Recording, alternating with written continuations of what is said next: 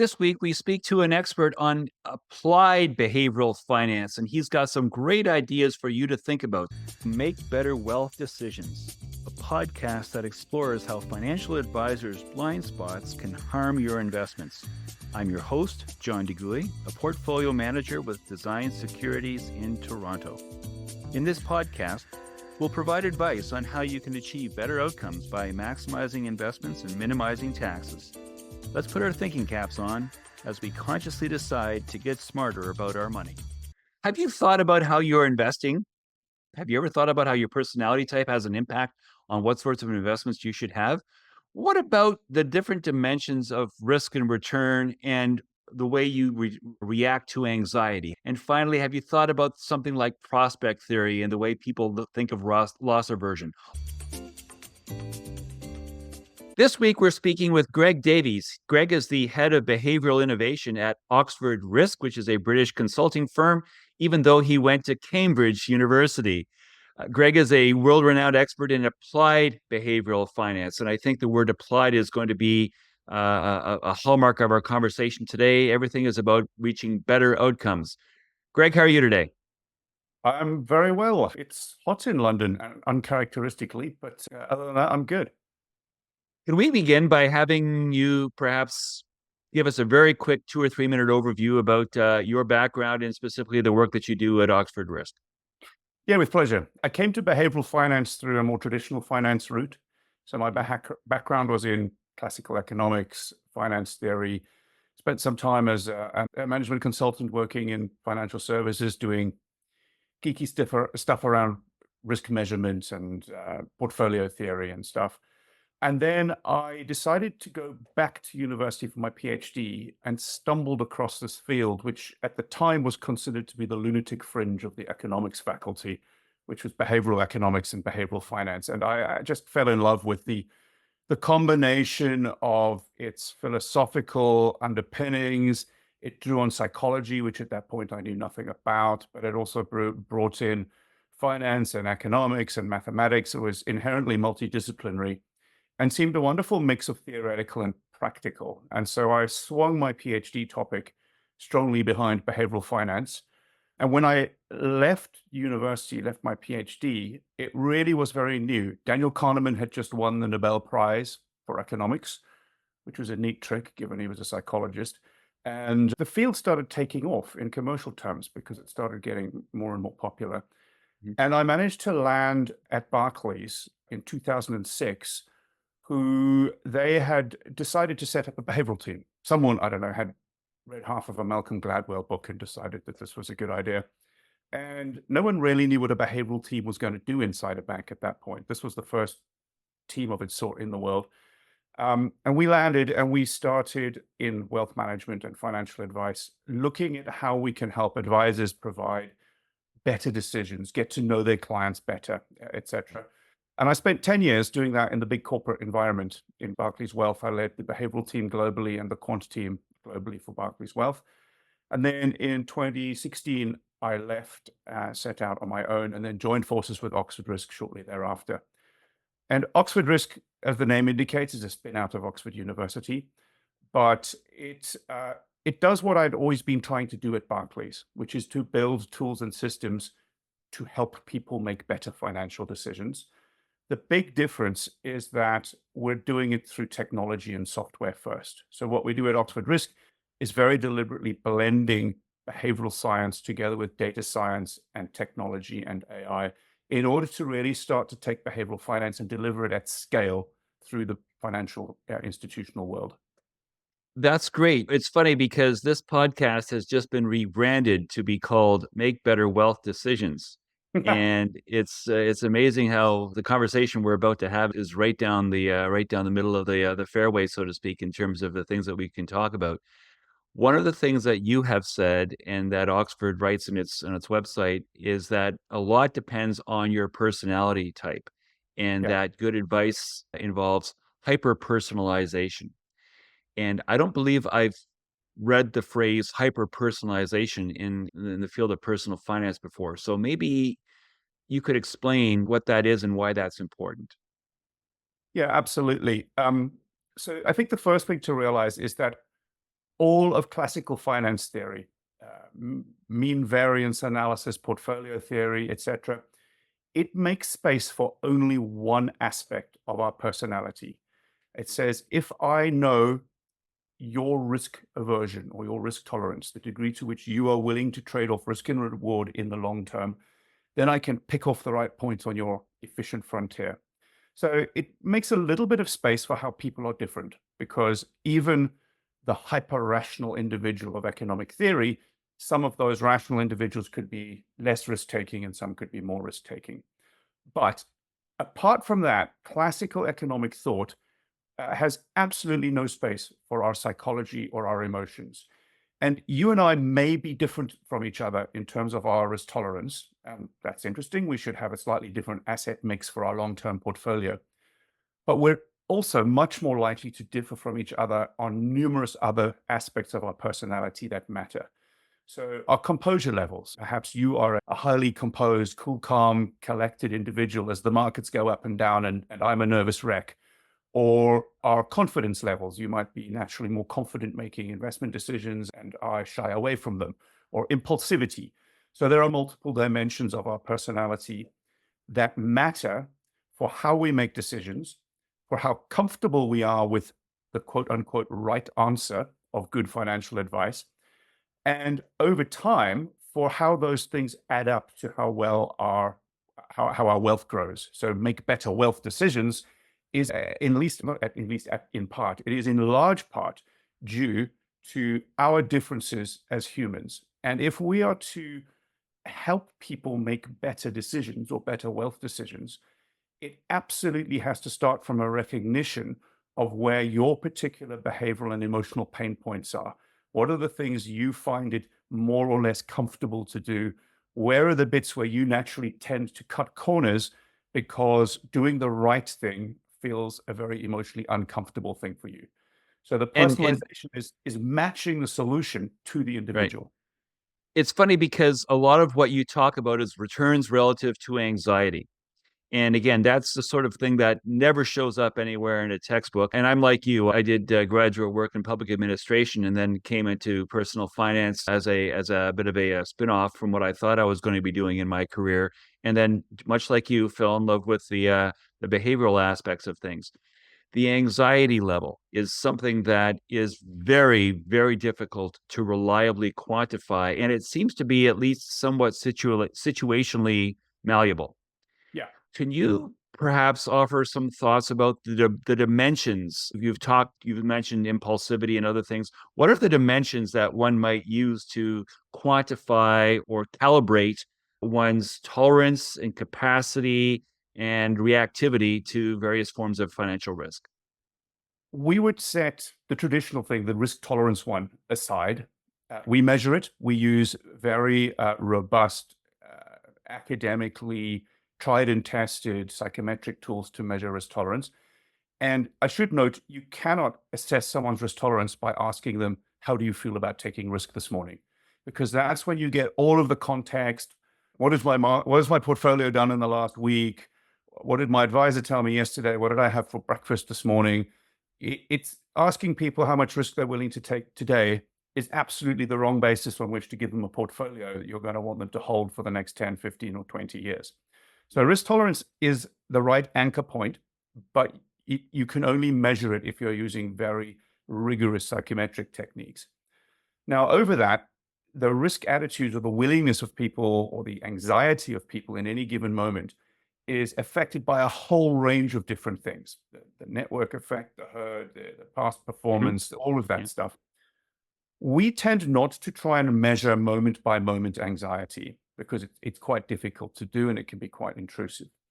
What we measure instead are other things that are stable that will lead me to have an indication of your susceptibility to anxiety. For example, alongside risk tolerance, the standard second dimension that we always measure in our financial personality assessment is composure levels.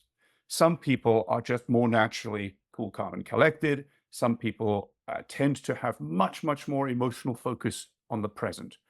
Now, that's correlated to risk tolerance. So it is true that people who are high risk tolerance tend to be higher composure. But it's not always the case. And I've pretty much every advisor I've ever spoken to can identify at least one client who is risk tolerant. They want a high risk portfolio. They want to be gung ho in the long term. They want to get good returns. And yet they're on the phone every week going, what is the market doing tomorrow? What did it do yesterday? That is a combination of high risk tolerance and low composure that leads to very particular anxiety responses in many different market conditions.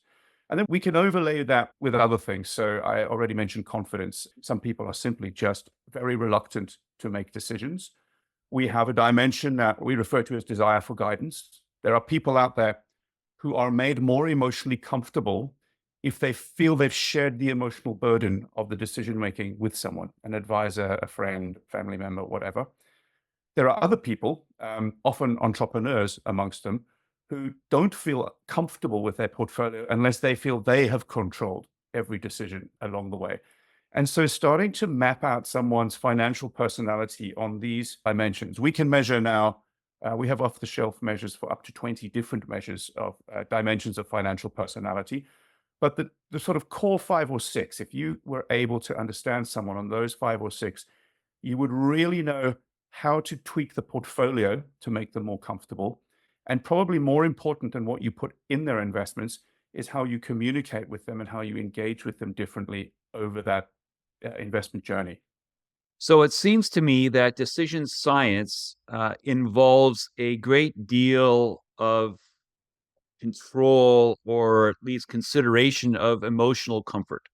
Yes. And if a person giving financial advice can let the do-it-yourselfer or the person who is highly motivated to make decisions on his or her own because they have a high degree of confidence, which is you might be susceptible to overconfidence, which is Yeah. also a risk. Or similarly, by just showing more concern for those people who are naturally more anxious. And I guess the point that you're making, that I've heard many others in your situation make, is that this is not a one size fits all approach, and a lot of it is not just about the portfolio, which is made as a robotic set it and maybe not forget it, but set it and don't expect many changes along the way, to something which requires a more human, customized, one-on-one sort of experience to figure out how to get to things. One of the things that I love about what you've said in the past is that the old world way of looking at things is risk adjusted, and the more proper way of looking at things is anxiety adjusted. And so I'm wondering if you could maybe perhaps offer some color with regard to what someone who is giving advice, who's hoping to help people make better decisions with their wealth, what can be said, and maybe some circumstances. If you've got a person who's like this, what you can say is X. And if a person who is more like that, what you can say is Y. Do you have some examples, maybe? Yeah, absolutely. And I think just to your anxiety adjusted, the really important thing here is to acknowledge that emotional comfort is a valuable thing in and of itself. I think there's a strong tendency in the investment industry to try and get everyone to suppress their emotions and eliminate their emotions. Actually, take two investors who have exactly the same journey. They grow their wealth the same, they end up with the same returns, but one of them has been utterly miserable at every step along the journey.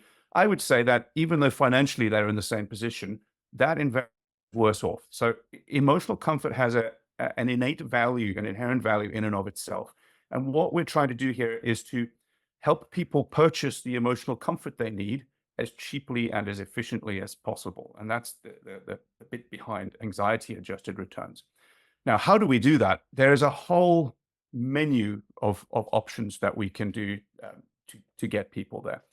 So let's take something like familiarity. So familiarity preferences is one thing. Some people are quite comfortable diversifying, buying little bits of everything. I don't need to know what's in there.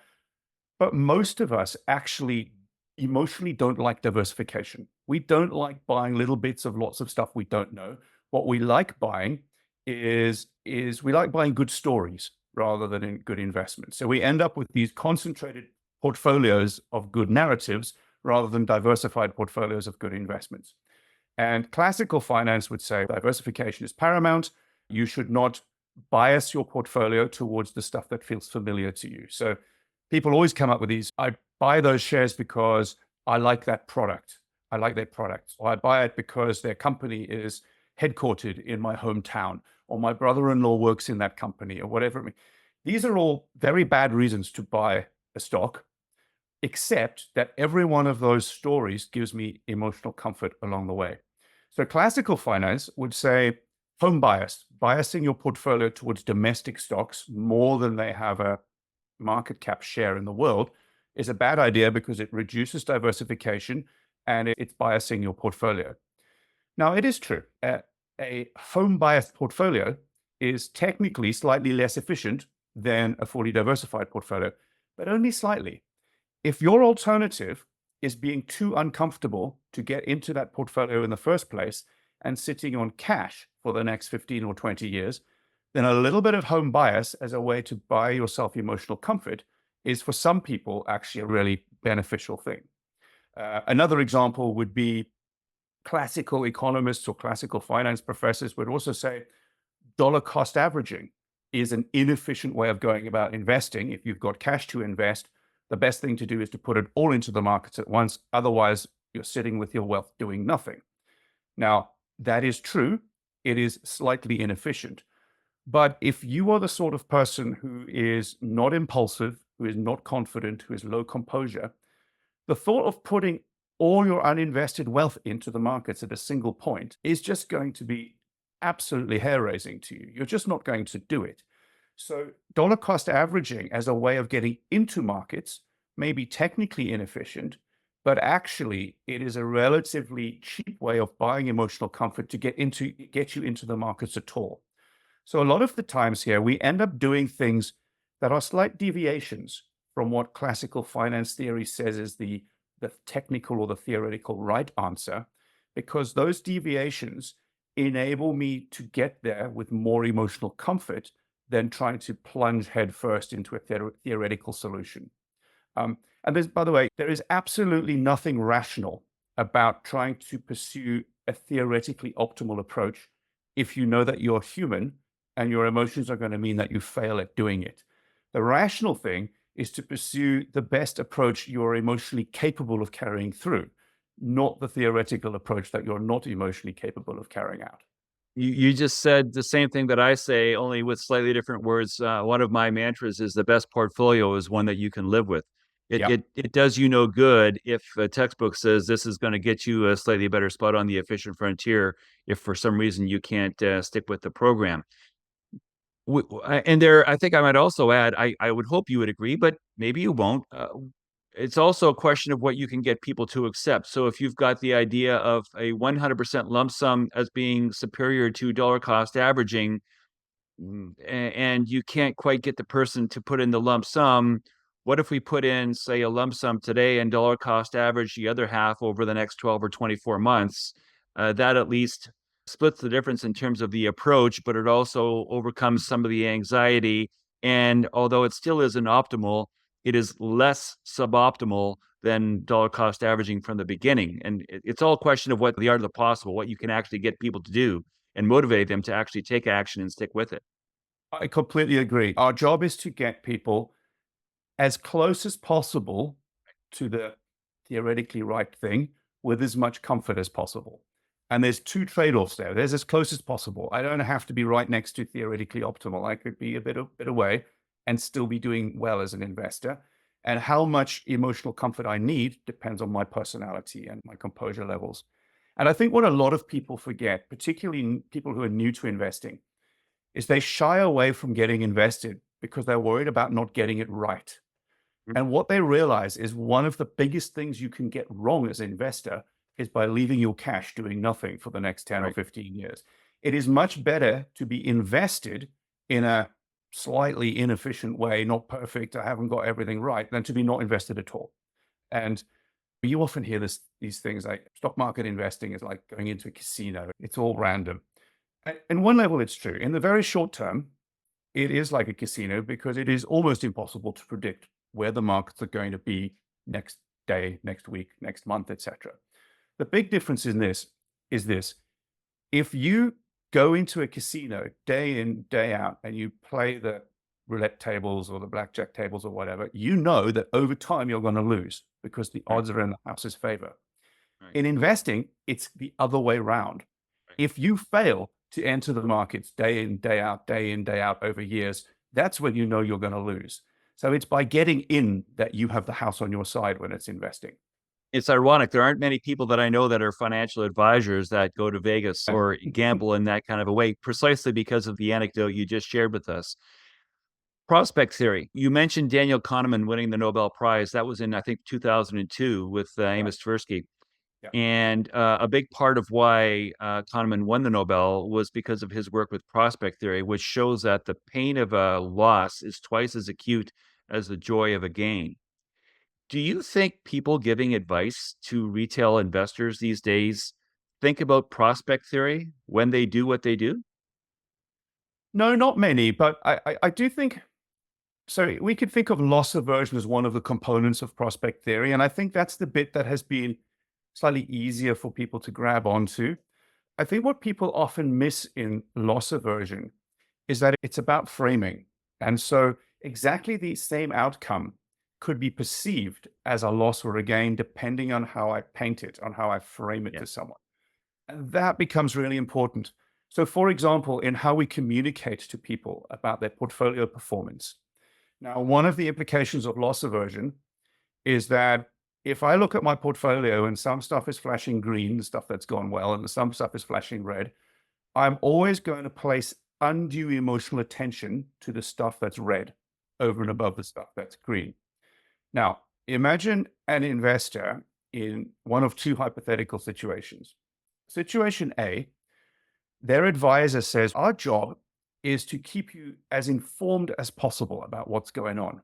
So every single week, we're going to send you a bulletin, and maybe there's 50 things in your portfolio, and we're going to show you the performance of every one of those 50 things over the previous week. Now, I guarantee you, it doesn't matter which week you pick, something's going to be flashing red every single week because that's the nature of investing, right? Or take the same investor in hypothetical situation B, and the advisor goes, keeping you maximally informed is not my primary duty. My primary duty is to help you grow your wealth over the long term. So, what I'm going to do is every 6 months, I'm going to send you a bulletin. And on the front page, you won't see any of the 50 items. What you will see is the rolling performance of your whole portfolio over the previous 3 years or 5 years. Now, those two investors are in exactly the same stock, but in one of them, you're presenting information in a way that is triggering their loss aversion every single time. And you're inducing a gap between the comfortable decision and the right decision, because the comfortable decision is always the one that minimizes the loss. The other investor may very seldom see anything flashing red. And you're not hiding them from anything. Once they get past that first page, if they want, they can dig into the 50 things. But if we've seen a nice big green number over a 5-year period first, that mental framing becomes instantly very different. So one of the big implications of prospect theory and loss aversion is very simple.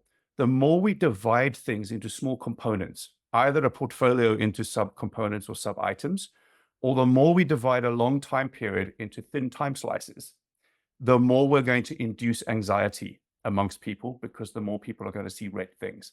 And so there are some, I think, very simple takeaways from prospect theory, which sounds a very grand theoretical type thing. Basically, minimize the number of times people are going to see red numbers, and you'll make them a better investor.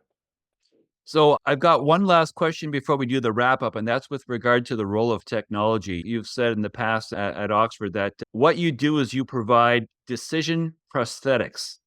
And I love that phrase. So what would you use as an example of a decision prosthetic? Oh, often it's simple rules that you can go to. Prosthetic is anything that helps you in a slightly artificial way. So I think every single decision that matters to you should have one feature built into it. Somewhere in there should be a pause point, should be a point where, having made the decision, you step back, you remove your emotional self from it. Maybe you go and have a cup of coffee, or you walk around the block, or if it's a really big decision for a professional investment manager, you go and write a 30-page PowerPoint deck to present to an investment committee. But there's a point at which you pause and you create a deliberate break between the decision you've made and the acting on that decision. So that rule, if you can start to put it systematically into your decision processes, would be a decision prosthetic. It's a Okay. tool, it's a rule that you can use to intervene and make sure that every decision you make is just that little bit better. And there are many such tools. So when we start talking about technology, what we're working on a lot is using artificial intelligence, and what you can think of is the hyper personalized messaging. I might know something about your financial personality, and if I am your advisor or the organization that you are doing your trading through, I can see what you're doing. I can see what your portfolio has done. I can identify times when I know that you might be susceptible to making emotionally driven trades or to overtrading, or I can see you're logging in too frequently. You're seeing too many red numbers.